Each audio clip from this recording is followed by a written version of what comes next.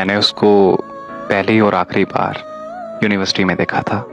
वो वहाँ टीचिंग करती थी और मेरा यूनिवर्सिटी में आखिरी दिन था। मुझे फैशन डिज़ाइनिंग का कोर्स करना था, इसी वजह से मैं उससे मिला था।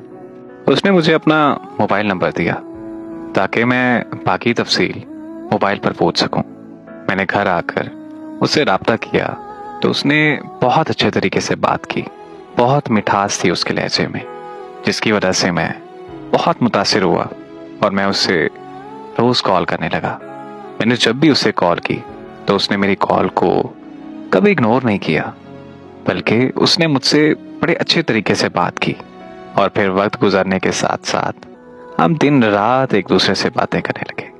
यहाँ तक कि वो यूनिवर्सिटी में लेक्चर लेते वक्त भी हमेशा कॉल पर होती थी और मैं उसकी आवाज़ का इतना दीवाना हो चुका था कि उसका लेक्चर घंटों घंटों तक सुनता रहता था।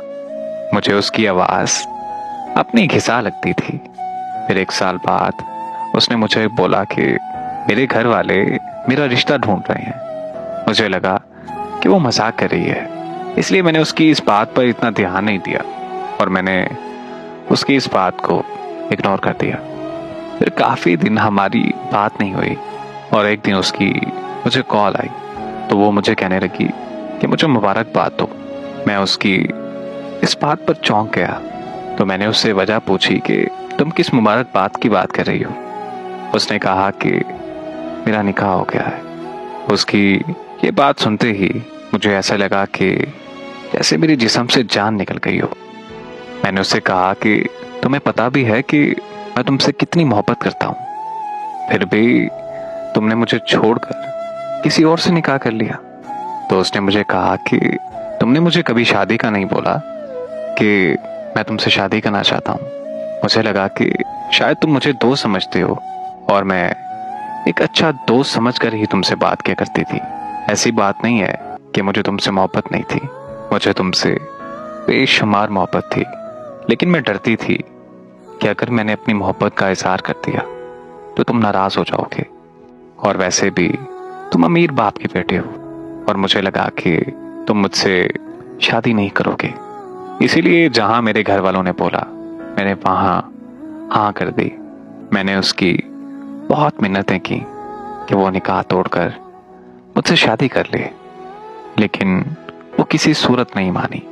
फिर यूं हुआ कि वो मुझे हमेशा के लिए छोड़कर चली गई।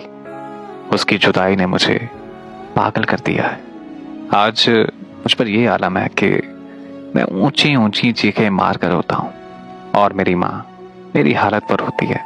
मुझे अब ऐसा लगता है कि उसकी जुदाई का दर्द मेरी जान ले लेगा, या फिर किसी दिन मैं खुद ही खुद को जला दूंगा।